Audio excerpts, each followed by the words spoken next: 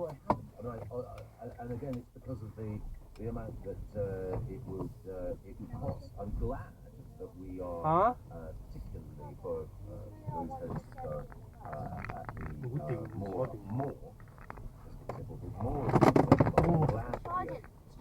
raising ceilings so that more people won't pay but there are other interventions as well. And one of the things that I think that we need to do, any government needs to do, and we have been doing, is also use taxpayers' money to have an effective, affordable homes programme, so that as well as providing more homes to buy, there are also more homes to rent, more homes for social rent, because we need intervention at every level. And well, if you want intervention at every level, have you advocated within government a reform to council tax, so that properties aren't based on valuations from 1991? Not sure what you were doing in 1991, but I'm probably working on the Today programme in fact, but it's not entirely rational, is it, to have such a big tax, which is regressive at a time when there's a local funding crisis, many councils going bust, and we've got council tax based on those valuations. I didn't argue for a fund. Why not?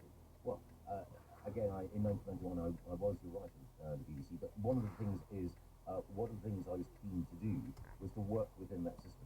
A fundamental revaluation of council tax could lead to a series of unintended consequences. One of the things that I was keen to do was to make sure that local communities could retain more of the additional investment that they attract by making sure that communities could retain business rates. That was one of the things that I was keenest to do, and indeed we did, but with deals in both Birmingham, the West Midlands, and Manchester. But you're right to raise the issue, because one of the concerns that I have is that Labour not only will they not match what we're doing on stamp duty, and not only do they have no plans for that scheme, I do think that they will increase council tax. I do think they will introduce additional council tax bands, and I think that's one other tax change that will make alongside the retirement tax that we have in mind, and alongside changes to business taxation, which will choke off the investment that needs to go in. Well, we can put all that to Matthew Pennycook in a moment. I was wondering when the pivot to Labour's policy was coming, but we've saved it for nearly the end of the interview. They just asked you about council tax. You mentioned it may have unintended consequences. Isn't the point about a reform to tax that it may have intended consequences as well? And this might have two consequences. One is that you reform a tax which is among the most aggressive in this country, and you do something about the fact that all over the country, councils are going bust. Well, that's not true. It is the case that there are some financial pressures in local government, but every single one of the councils has issued a notice saying that it needs emergency help. Every single one of those councils has been identified as having had poor leadership and management. So I won't deny that people do have to find economies, but those that are going bust are those that have been mismanaged.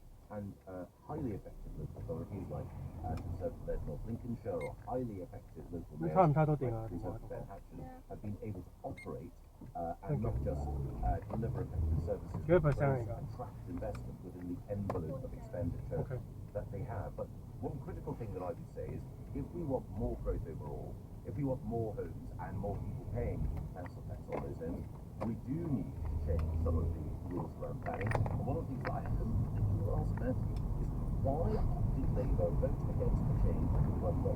And in fact, new homes are changing the rules into charity. We actually got some policy direct planning of like what Labour opposed. I think it's about Labour's alleged plan reform. This is just politics. And it's about politics that's with a knife on the edge. Because there's a Labour official today in Minister saying that they want to flatten the entire wage bracket.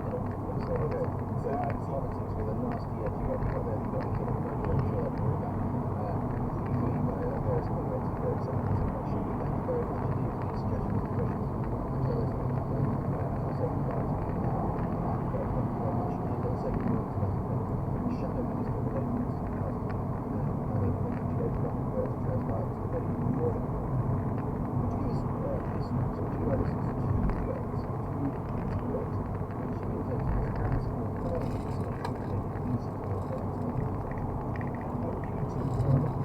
Well, let's take 2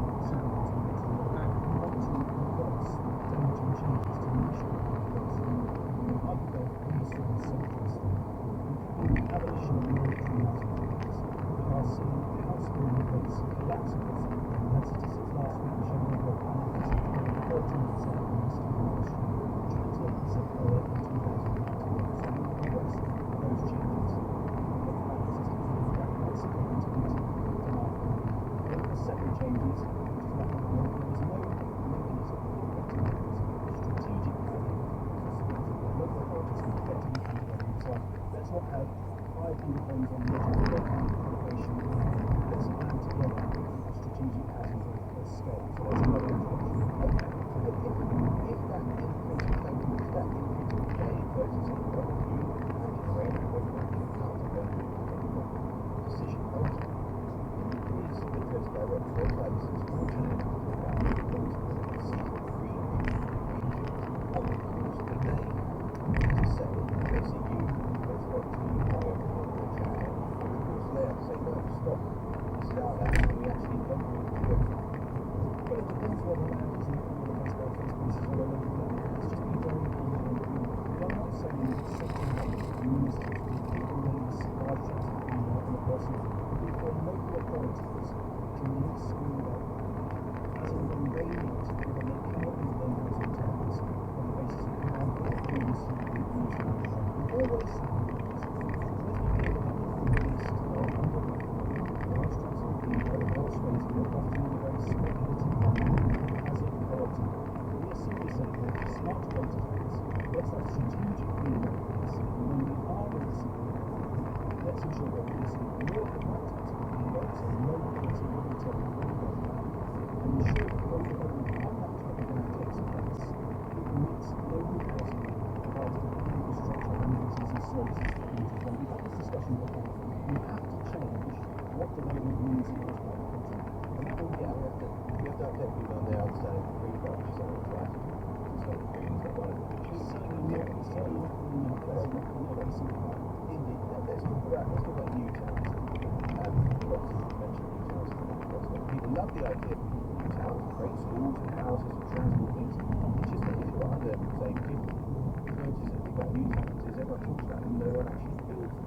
One of the key points about the post-war new towns that were built is they were built by public bodies using treasury loans. They were public investments. There is nothing like that ambition in your manifesto, is there? There is that ambition in our manifesto, being very clear that we intend to initiate a whole series of large-scale new communities across the country. That might be urban regeneration projects, it might be urban extensions, but it will include new towns. We've already had approaches from a variety of local areas interested in what that offer might mean. But you're absolutely right. Okay, how many are you going to build? It's a brilliant idea. People under 50 are dreaming of one day owning a home in a nice place. They're lucky enough to have a family, that kids can go to a nice school. How many new towns are going to be built under Labour?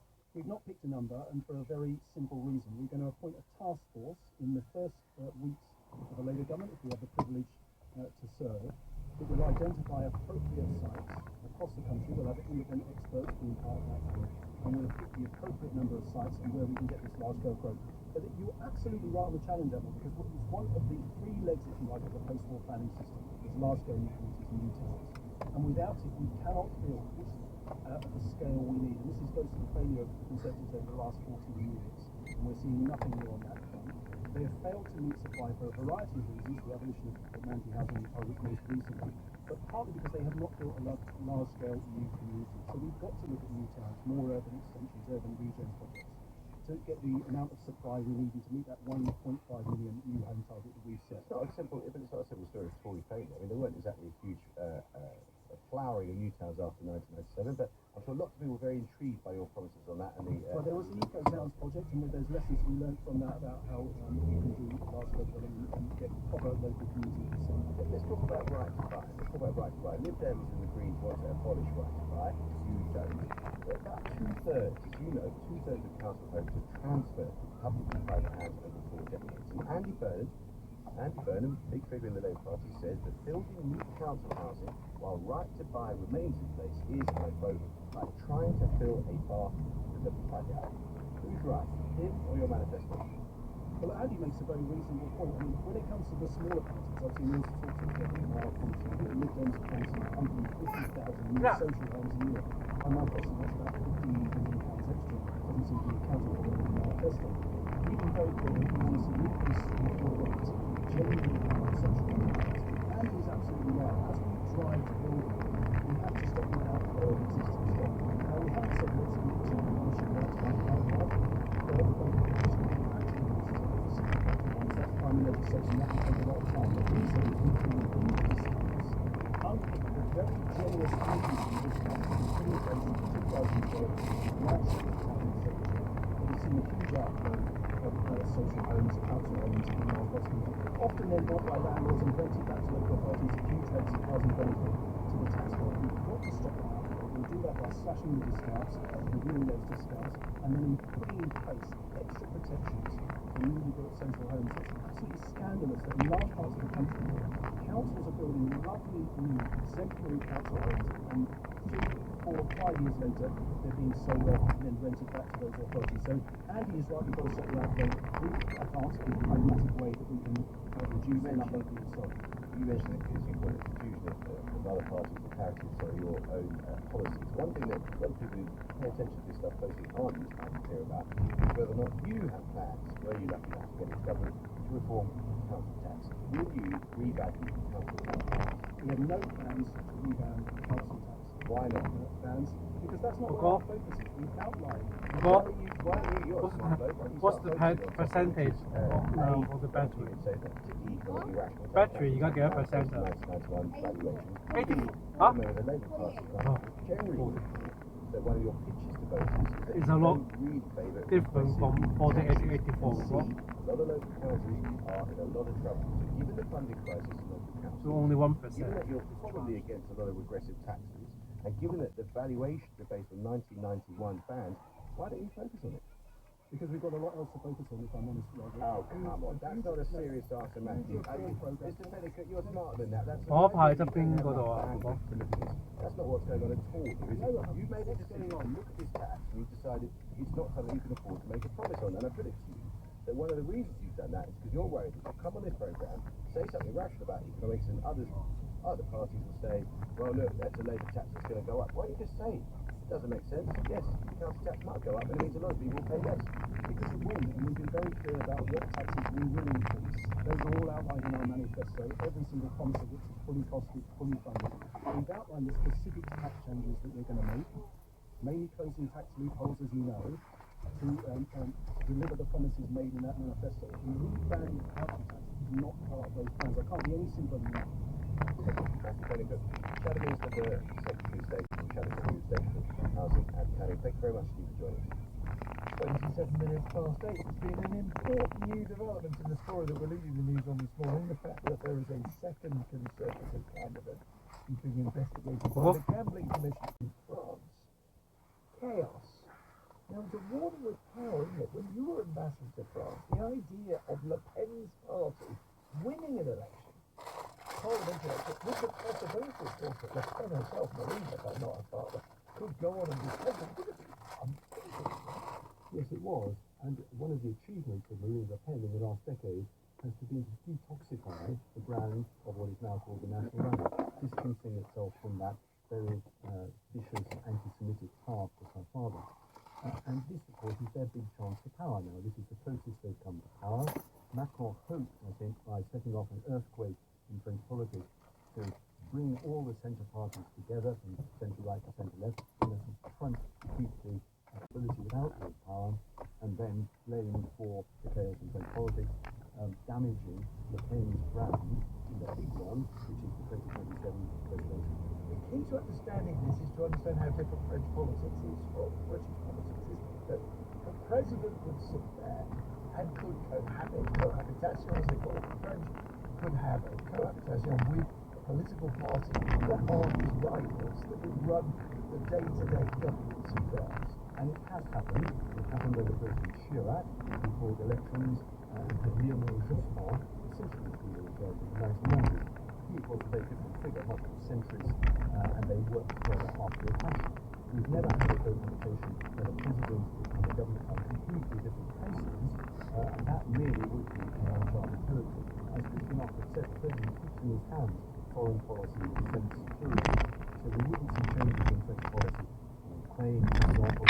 NATO, on the whole domestic agenda, the risk would be a lockdown as the president and the government fought each other.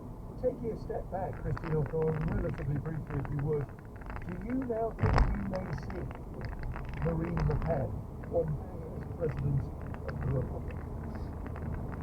Well, as Lord Rupert said, that's only 2 years' time, and I guess part of Macron's gamble is to try and prove if indeed far right gets to government to try and prove how empowered and clumsy and indeed dangerous these people are. I think that's his gamble. We'll see what happens in 2 weeks' time. You know Macron well. He was a young advisor when you were our ambassador in Paris. Yeah, he's a risk taker. His risks have since all paid off. His risk taking really was their last risk. This one may well go wrong. It's just worth thinking cautiously that the president has to get on his plane 2 days after this election, probably with chaos in the politics in France, go to Washington, the major 75th anniversary summit, where he and President Biden and Chancellor Scholz of Germany are all facing really difficult electoral backgrounds. And the new British Prime Minister, whoever he is, will have the aura of just being elected for 5 years, will look a pretty dominant figure in that meeting. That's very described as a risk taker. And David Cameron used to say that he likes to take the odd risk thing. Worked quite well in the Scottish referendum and the AB referendum. Not quite so well. Work well until they don't. Until they don't. Interesting. Peter Ricketts, Lord Ricketts, Christine O'Connor, thank you for joining us.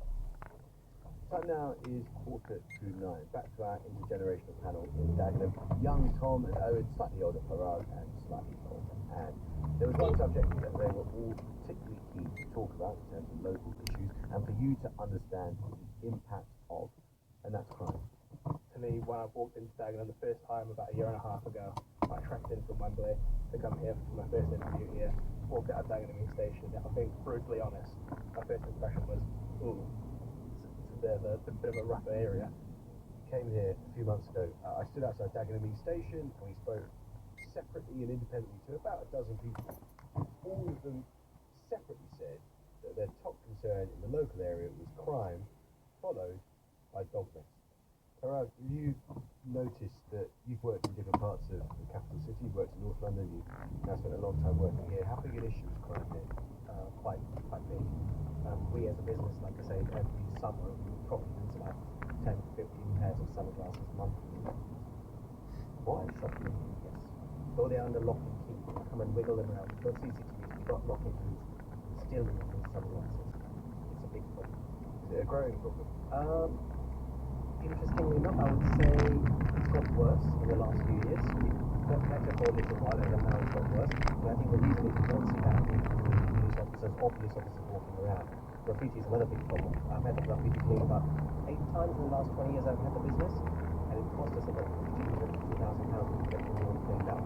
With that low level crime, shoplifting and sunglasses, when you're running a business, tight margins, you've got to pay staff, you've got costs that come out of nowhere, you've got inflation, energy, those small amounts of crime have a massive impact on the business and on your psychology. 100%. From the start, I would say from the start, just don't get involved. If someone's stealing, you don't take it more. Because I don't know what carry along, you might attack one of my members, I don't know. We have CCTV like the same, and we show it to the police and listen. Oh, it's not a level of insurance. I can't go to the insurance. I can't go to the insurance before it's time. Or if it's time, without any issue, so we just have to write it off. How did you grow up in the local area? How much was crime today? Like, still broken that line after now. We talked about last Thursday.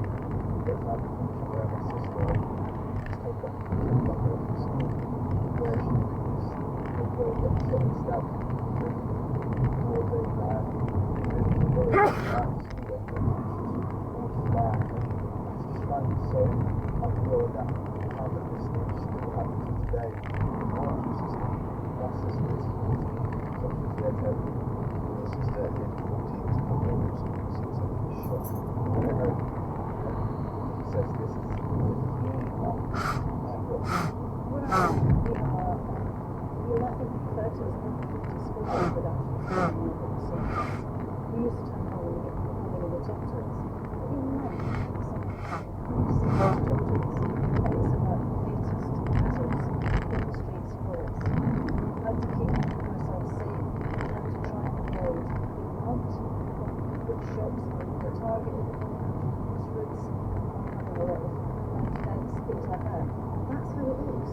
We're telling us these things so that we want them to keep safe and keep alive. Sorry, you want to say something?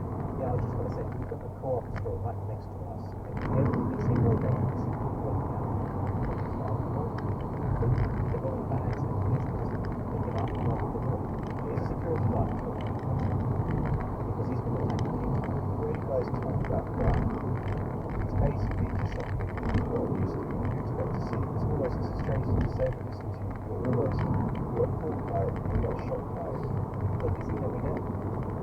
realistic. What he's making you could be realistic, but it is actually I'm something that's happening everywhere. There's not actually delivering. But there are companies that do this committees.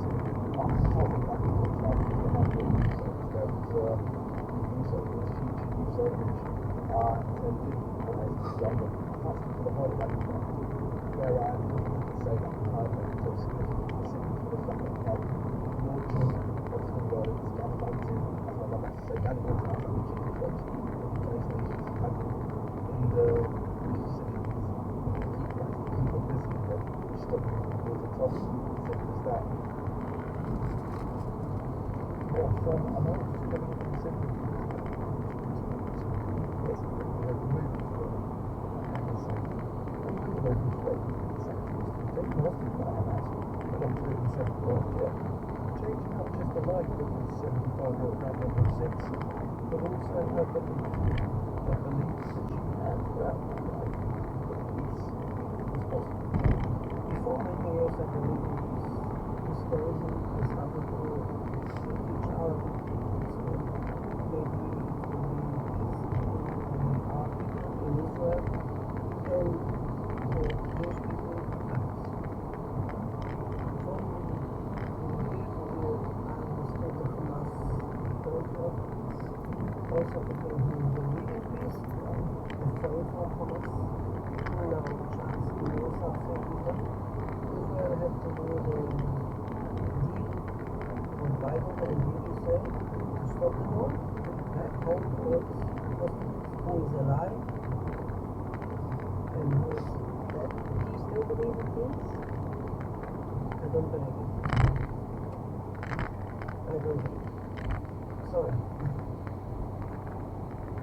The gentleman the former hospital whoever on the programme yesterday. Well, there are others also scarred by this decade-long conflict who do apparently still believe peace and believe that peace can be achieved by the conversations they have, and delighted to be joined by two members of a group called the Parent Circle, bereaved families from both sides of this conflict who campaign for peace. Rami Eleanor is a former Israeli soldier whose 14-year-old daughter, Smadar, was blown up by a suicide bomber in 1997. Bassam Aramin, Palestinian co-founder of Confidence for Peace, the man who was in prison himself, imprisoned by the Israelis, whose 10-year-old daughter, Abiel, was shot by Israeli border police. Rami, Bassam, thank you very much indeed for joining us. Thank you for having us. Rami, as you listen there to what was being said by Adesaki, is it familiar? Are you hearing many voices like that in Israel? A friend said to me recently, Israelis are reliving October 7th every single day. It hasn't stopped. Absolutely, my heart goes out, and we understand the Israelis are digging into this room day after day, hour by hour, repeating the experience, and they are stuck on October 7th without any way out, and they are acting like a battered child. They are acting like someone who is deeply insulted. But you don't make a political decision out of insult. You make political decisions out of understanding the situation, and the conflict did not start on October 7th and will not end on October 8th. You said after the death of your daughter, Smadar, that it filled you with what I think you called nuclear energy. What did you mean? I had to have a reason to get out of bed in the morning. I had to have a reason why a 14-year-old girl was murdered in such a way. And I started a journey. It was 25 years ago. And I'm still in the middle of this journey. I met people like my brother Bassam, who showed that there is another way. That there are people on the other side that are willing to talk to me, to understand me, and to understand my pain. And this gave me a reason to get out of bed in the morning, and this gave me a reason to do what I'm doing now, to show that there is a light at the end of this tunnel. Let's turn then to your friend Bassam. You've been imprisoned, as I say, as a teenager by the Israelis. Your daughter was shot by the Israelis. They denied it originally, but a court found they had. How do you find it in yourself to move beyond that? You know, in fact, I agree with my brother Rami, and I really understand this lady. You don't need to believe in peace. You need to believe in freedom. The Israeli occupation must be end. Then each side can live in its own land without even loving or like the other side. In my case, you know, I believe that we are not going to continue killing each other forever. It never happened. And when you look back to the empires in the past, it's unbelievable. No conflict continue forever. And you know, I have a master degree about the Holocaust back in 2010-11 from Bradford University. And I know that, I understand that. The Palestinians didn't kill 6 million Israelis, and the Israelis didn't kill 6 million Palestinians yet. And there is a German ambassador in Tel Aviv, and there is an Israeli ambassador in Berlin. It means we can do it. We need to just to look forward to the future and to understand that it's possible. Rami, thank you so much for giving some words of hope, as well as some words of understanding from your different perspectives on why it was that Adeseki, after a life of campaigning for peace, feels such despair now. Rami Eleanor, Bassam Arabin, thank you very much indeed. 5 minutes to 9. Rapman is a modern British new media star, a renowned musician, screenwriter, and now showrunner. He's racked up millions of views and even more track fame with his socially conscious storytelling and rap. He's a son of South London and a superhero to many followers. While his new Netflix series, Supercell, about South London superheroes, is equally weighted. Rapman is the creator, director, and executive producer, and in a moment we'll speak to him. But first, here's a snippet from Supercell. I've been doing things about attacking them. I don't think you should be using your powers for personal gain. It's a matter of life and death. If the Bible pulls us together, we can stop this. You're asking for something like this. Yeah, really.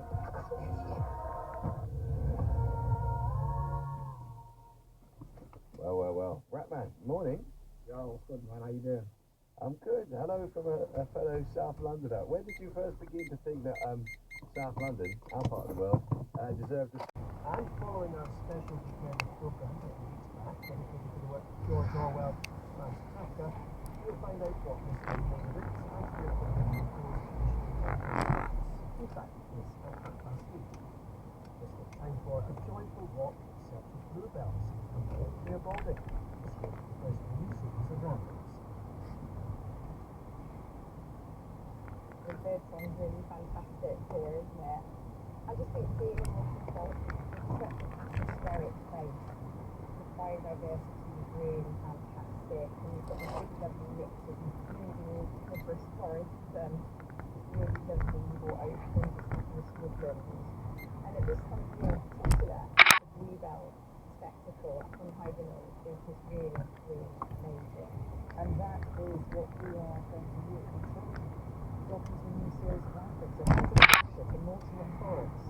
And I'm working with the artist Shelley Perkins. We are going to, I cannot go to so that's it. But I enjoy the process of looking closely at things. Because actually Ramblings is about that. You know, with massive landscape, how do you try and describe it? You zero in on something, like the curl of the fur. You know, just the end of that, you know, it turns like a caterpillar at the top of that stick. Something like that. Which I would imagine is how I do process something like taking a record that I used to highlight in small details. And that's something I really like to work. It's not just about this big expansive landscape, it's about smaller details in the foreground and of course the wildlife that might come into that scene, which is I like to do really. Well, if you want to join us, find out where you are, you know, it's security which is not going to be able to do it. And we're welcome to the stars of our news. That's the 497 718 or the news or afterwards. And what to do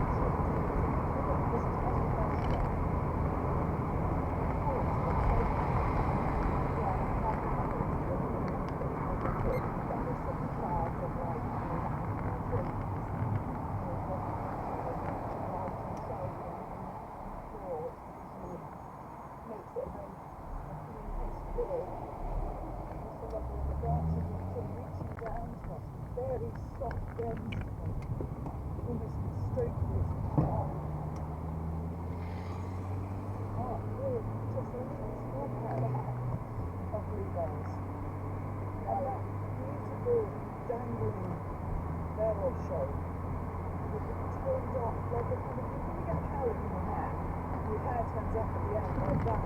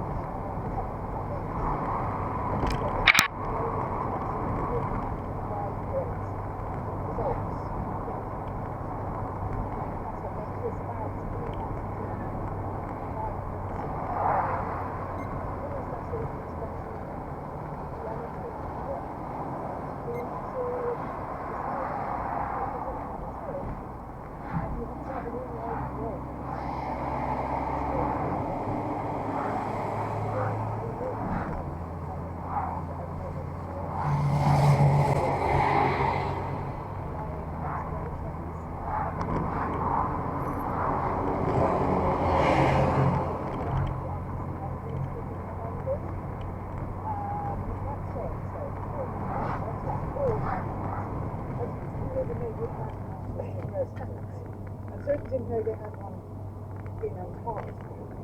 Yeah, it's a nice goal to get.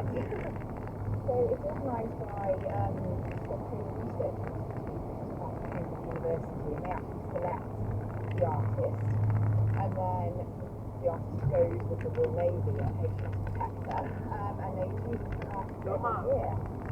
So it's a very privileged role to be chosen for, and I think it's one that actually really shaped and changed my career quite dramatically, from being somebody that really enjoyed depicting nature to somebody that was perhaps a little bit more recognised as depicting wider environments and sort of travel through my art. And that's sort of one thing that has been exciting for me, and I really, really love. Yeah.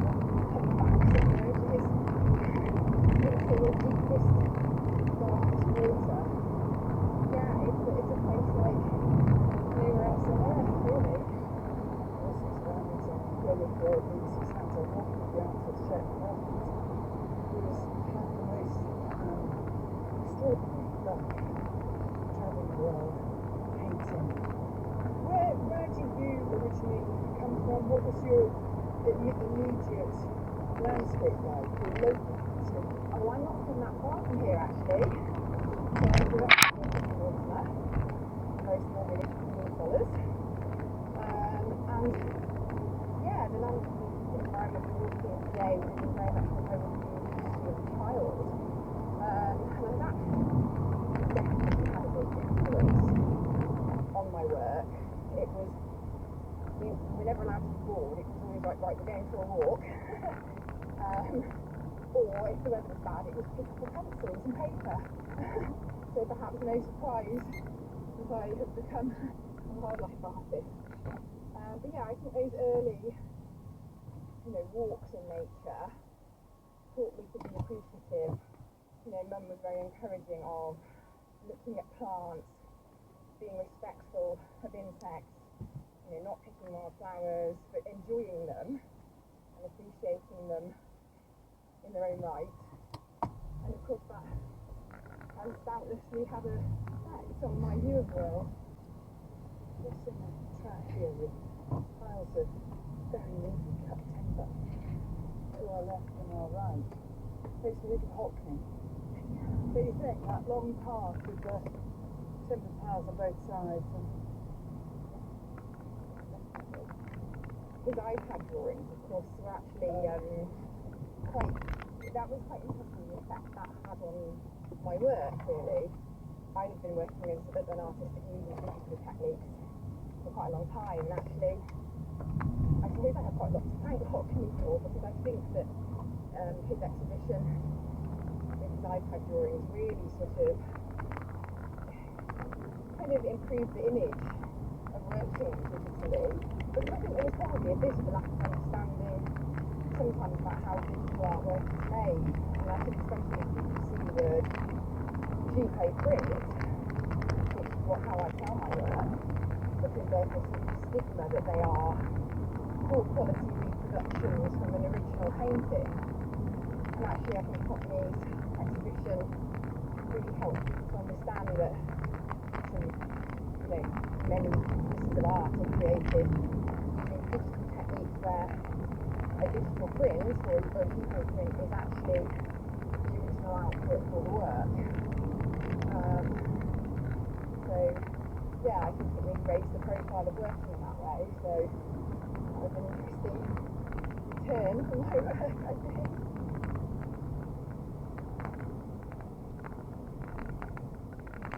When you go on these big adventures, how are you travelling from location to location? And obviously, if you're with the Royal Navy on a ship, but other places. Yeah, and a lot of my sort of self-initiated travels are actually to explore the world on foot. I've been fortunate enough to sort of be able to take trips where I've taken on some fairly epic long-distance walks. Ireland, doing the Kerry Way, the Alps, doing the Football Vlog, and then in the States I've walked the General Trail, the Corfu Trail, and I think that's sort of very mindful kind of exercise of walking daily. You're often carrying your tent, all your food, maybe for like 7 days, water filtering equipment, and really, my husband calls these expeditions from a company, look at scrabbling about on the floor. Because you've normally got dirt under your fingernails, you're normally sitting on sort of logs and rocks, and yeah, it's a very earthy experience, and going for days without seeing a road or often not even that many people really gives you a chance to sort of reset your mind, I think. I think as a creative person, you have to. Dr. Michael Milton has really learned a lot from him, and it's real sadness he's lost a Liverpool captain. But first, earlier today, I spoke with His Majesty the King to request a decision from the Commonwealth. The King has granted this request, and we will have a general election on the 4th of July. Rishi Sunak's rain-soaked announcement that he is calling an election caught many by surprise. But it didn't take long for politicians of all the major parties queuing up to make their electoral pitches to the nation. Many of them have been fleeting a path. 我哋要去 Sainsbury's 啊，我哋去 Sainsbury's。 It's fair to say, though, that everyone is not impressed with what we've been hearing. Hello, Steve. This is Julia Westwood. I wonder if you could get someone to make Miss Robinson stop talking over his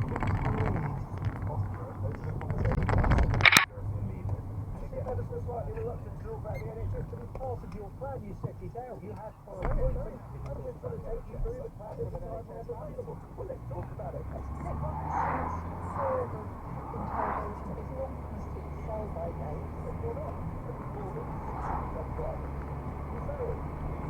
Oh,入埋油啊，哥哥。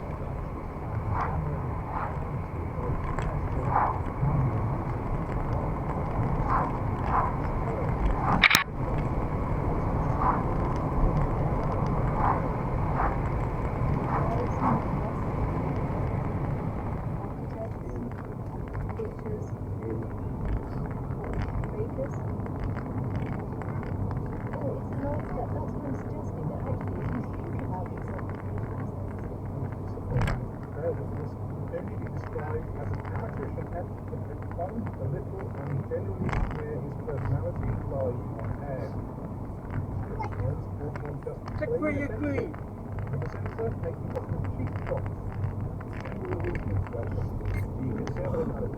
Nothing more than a recipe for 5 years of chaos.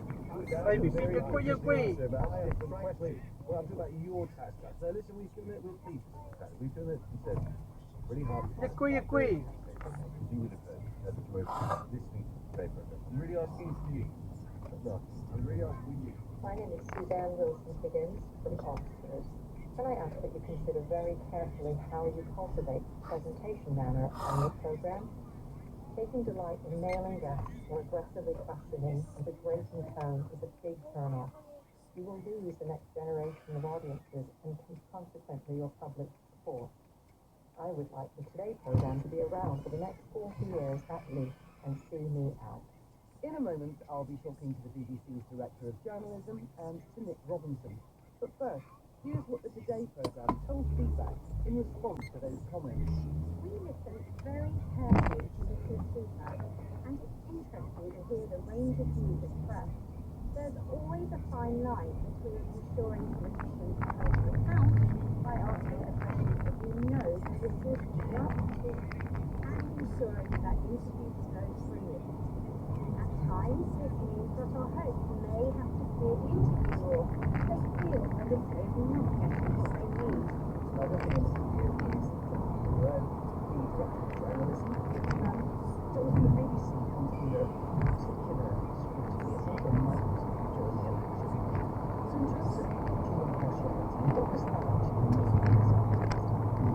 First of all, I think it's very under scrutiny. We are getting to public, so we're entitled to be what we do, and what of your audience, our audience, are not sure about it.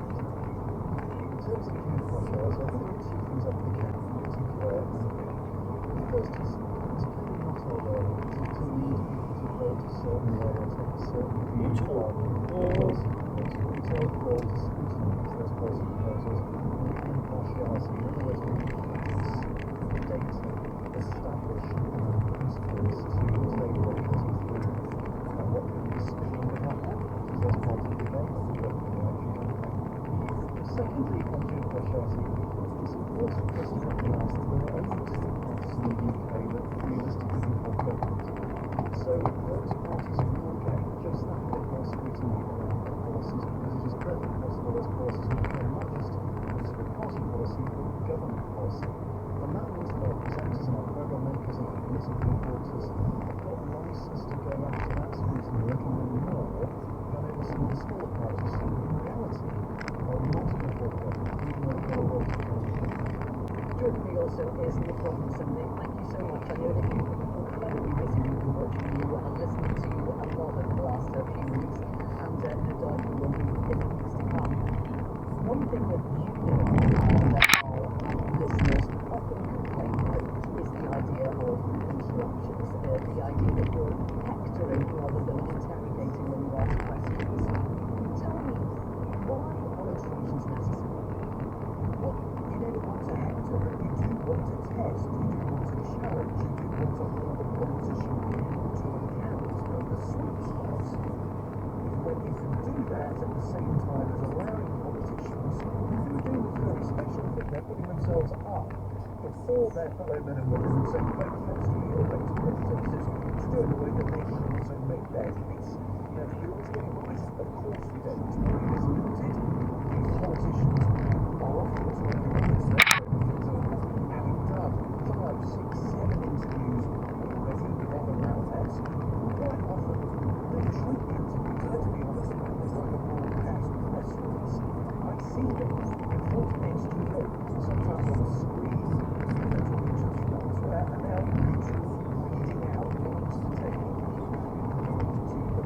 by parties. So I think it is our job then to say, well, hold on, yes, you have a right to have your say, but we have a right on behalf of those as well to test your arguments, to see whether what you say really adds up. I think that's really fascinating because I think I have noticed you saying to politicians, this is not the space to attack the other party and not to interrogate your policies. So I wonder if the style of those interviews has changed slightly, maybe showing your side to the audience a little bit more as you're talking to them. I think that I perhaps hear that in an interviewing style now. Has it evolved over the years? That's right. I think Jonathan Hughes, when you and other bosses at the BBC have said to us that it's helpful. Show your workings, explain why you're not taking that answer and why you're feeling that it's right to interrupt. And I think that is a process that I've got in my mind now in a way that perhaps I wouldn't have done 10 years ago, to say to people, look, you are absolutely entitled as a politician, particularly at election time, to compare your policies with your opponents. Of course you are.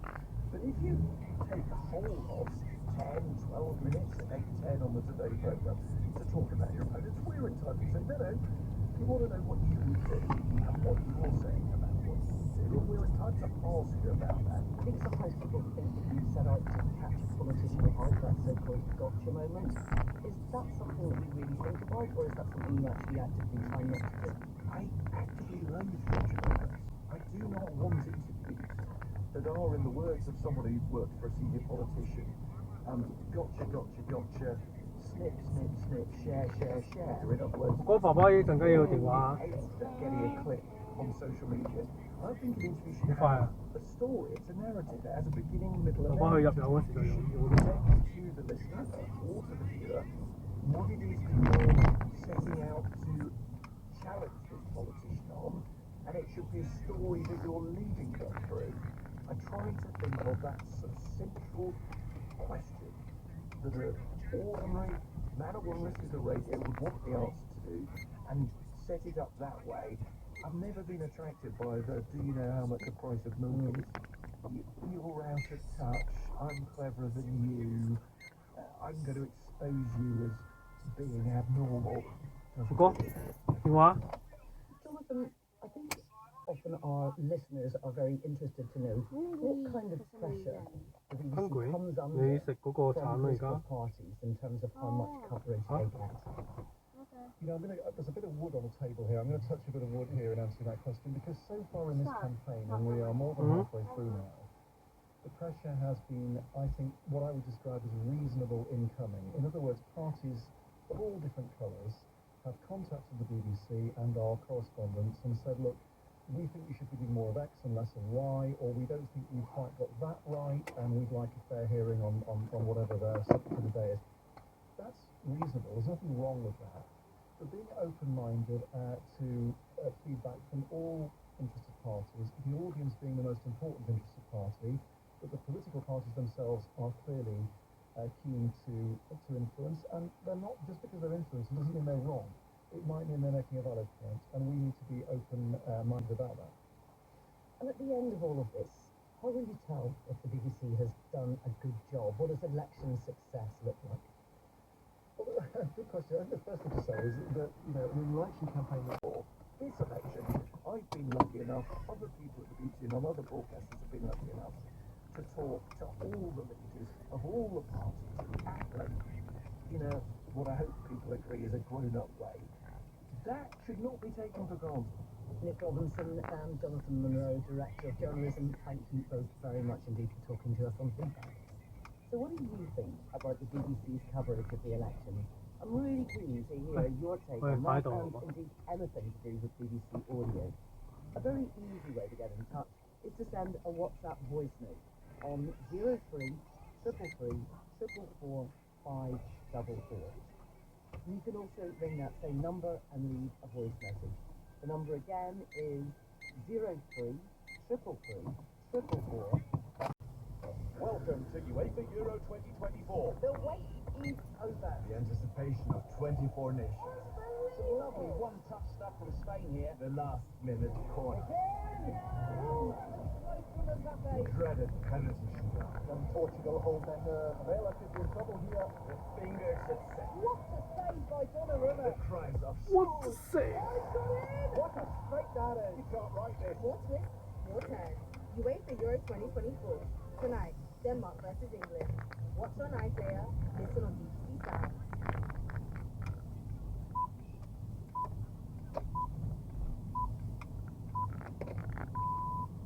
BBC News at 4 o'clock.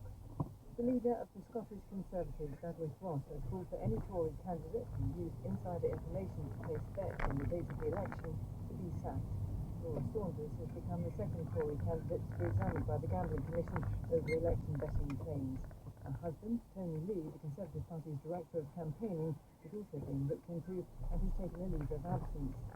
Political correspondent David Cornutt says this is a problem for the Tories. This matters because using confidential information to cheat at gambling can be a criminal offence. So this is potentially quite serious. As you can imagine, the Conservative political opponents are making the most of it to question both Sunak's leadership and his party's integrity. So it's very awkward for the Conservatives. Practical problems too, because they've just lost their Director of Campaigning 14 days before polling day. Campaigners have welcomed a landmark ruling by the Supreme Court that Surrey Council should have considered the climate impact of burning oil before giving planning permission for new oil wells. That means local authorities will now have to consider the long and short-term environmental impacts of fossil fuel projects. Search teams looking for the missing teenager Jay Slater are refocusing their efforts in the north of Tenerife after discounting information which took them south. The 19-year-old from Lancashire flew to the Spanish island for a music festival that hasn't been seen since Monday. The wild cat species, the Iberian lynx, has been rescued from the brink of extinction. The International Union for Conservation of Nature has announced it no longer considers the animal endangered. It's now classed as vulnerable. The organisation said conservation efforts in Spain and Portugal were responsible. 你咪喺架車度啊？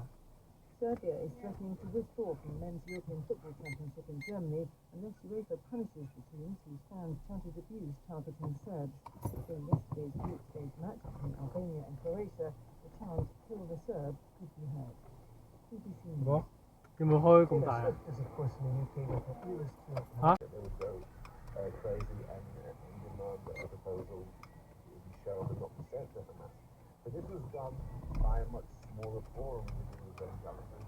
And Biden, in a sense, was outing, jumping out on this, trying to make sure that we remain committed to it. The United States position on the State appears to be that it's Hamas which is not Hamas! phase 1 because it wants conditions on phase 2. 哥哥， And Israel effectively has signed 爸爸買咗呢個 sausage roll 啊，陣間整俾你食好冇？ that yours. So my sources, because I spoke have been involved with the negotiations, the latest Israeli proposal is not different from Hamas's previous positions and the Mexico. Israel said that it is not and that their support coverage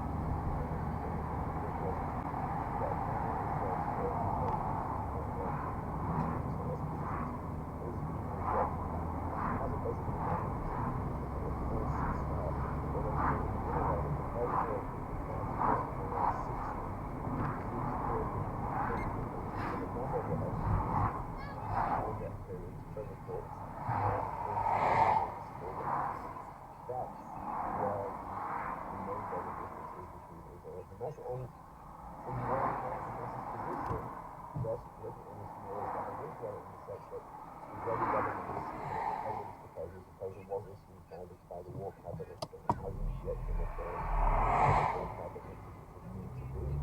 Iran's own position that the proposal isn't clear. And on the Hamas side, in what we wrote in political in Qatar, in Egypt, and the Muslim second on their hubs are more open to accepting the Israeli framework, whereas the Hamas leadership in Gaza, the Yahya Sinwar, who controls the hostage state, are holding out a much more complicated. Do you think that there is more that Netanyahu could easily do to try and facilitate the passage of the plan? In other words, to say things about the possibilities in phase 2 that would get Hamas to agree to phase 1? At present, I don't think so. I don't think that there's that much Netanyahu can do which will change Hamas's position. He could say, yes, we'll be open to considering the full ceasefire during this first stage. That may change, but I don't think that Hamas would accept that. Maybe they'll change their position, but I don't think their position is currently 唔嚟講，你睇咩啊？咁恐怖嘅真。 in public talking about the full ceasefire. And sure, the situation is even further complicated, isn't it, by the fact that in the last period, things on the Israeli northern border with Hezbollah have become more difficult and more dangerous. Is there a perception that there may be additional urgency to try to sort out the situation in Gaza